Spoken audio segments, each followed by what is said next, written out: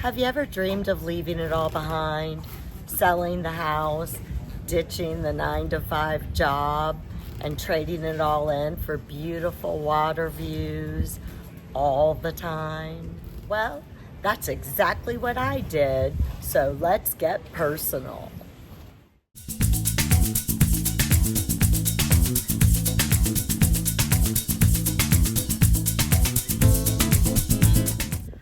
Hi y'all, I'm Ruby Jean.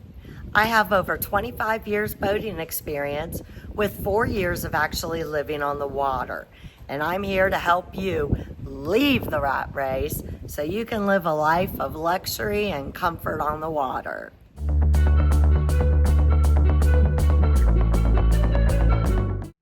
So our kids were both grown now and had moved out of the house, which left my husband and I with 7 bedrooms, 5 bathrooms, formal everything, including a library and a home theater, and we just didn't need it.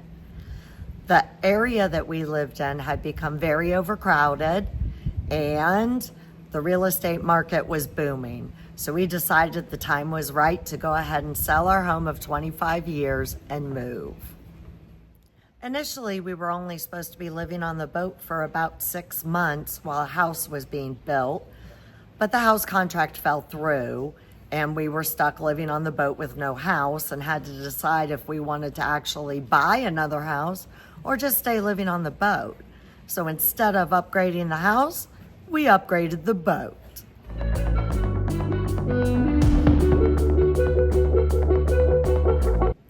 We knew exactly what we were getting into when we moved onto the boat.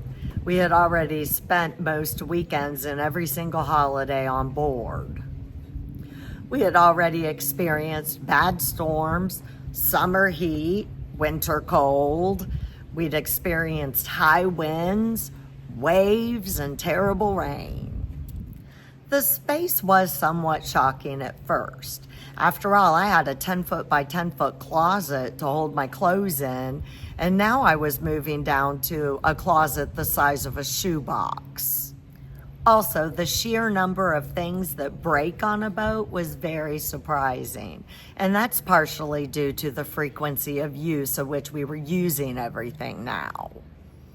It seems like every time I turn around, something is breaking, so I'm either unclogging a toilet or ordering new parts.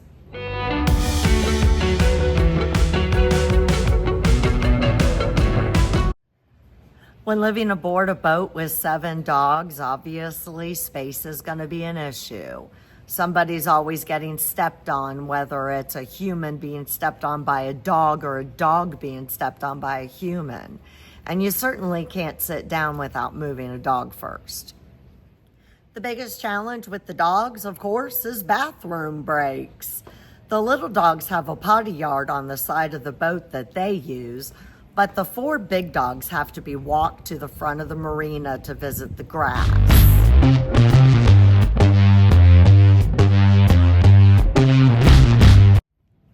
The only thing we really needed in order to make the boat work for both us and the dogs was a way for the dogs to board the boat from the water. We have an 18-inch dead rise from the water to the top of our swim platform, and it was difficult for the dogs to get up on the deck. So we bought a pup plank. A pup plank is an inflatable ramp with deep weighted mesh and integrated steps. It enables the dog to swim up directly onto the ramp and climb the ramp to get on the boat. It works perfect.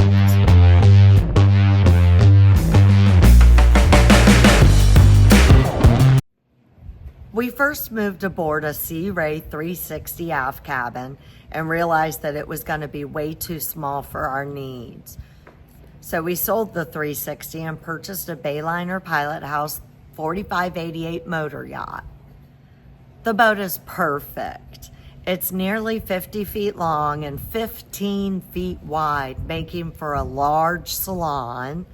In addition, we have 3 staterooms, 2 full heads, a pilot house, a galley, and a flybridge. The split level design creates a natural separation between the sleeping, living, and driving spaces. It feels more like a home than a typical boat because it's not so cramped for space. Compared to similar yachts, the 4588 is one of the more affordable used boats on the market.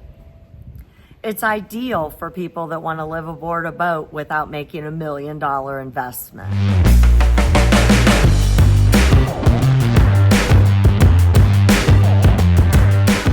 The hardest part about moving was letting go of the house where we had raised our children and lived for the last 25 years. But it was also the most freeing. We did sell a lot of our belongings, but what was left we packed up and put into storage. And that's where we made a huge mistake.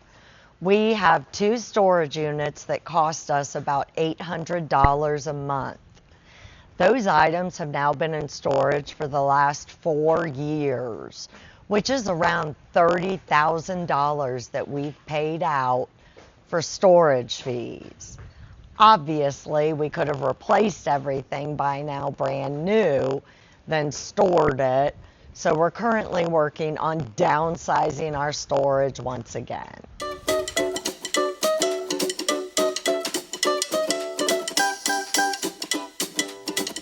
A typical day living on a boat on the water is very peaceful. It just depends on where we wake up, whether that's at dock or on anchor. Either way, the day starts with a systems check to ensure that the boat is in good working order. And that usually starts with checking the water to make sure I have enough water to shower, and also making sure the dog's tails didn't turn off any vital switches in the middle of the night. Otherwise, my husband works remotely and I do chores just like anybody else. The difference is we get to sit on the dock in the evening, have a drink, and enjoy the sunset.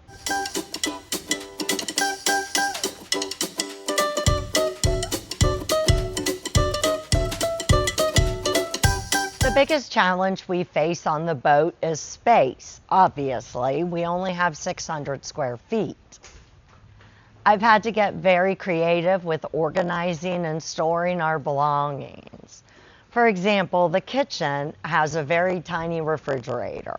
So that means daily trips to the grocery store, but it also means we're always eating fresh vegetables and meat. Storage in the bedroom is also a challenge. I purchased additional storage bins to hold my clothes on a shelf, not really meant for holding clothes, but you got to do what you got to do.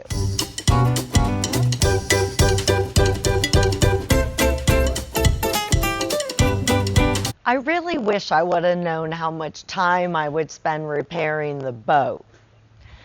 Our boat is from 1989, so it is an older boat, and it was a project boat when we purchased it.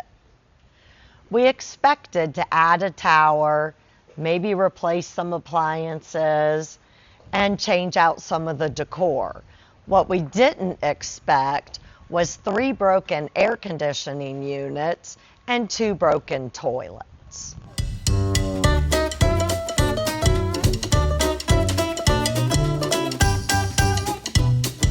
So if you're thinking about living aboard a boat, rent one. There's plenty of boats that you can rent for the weekend or even for a week to see if you really enjoy spending time on the water. It does get wavy. A lot of times that can last for days, and the storms come through and churn up the water. Either way, you'll find out if you're a real boater or not. Don't just spend a week in the summer though. Try it in the winter when it's cold.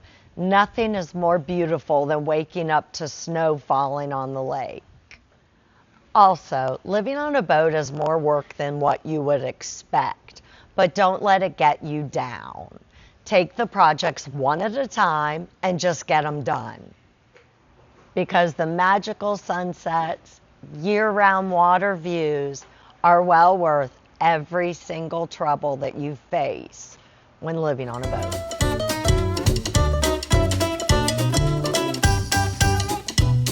bye.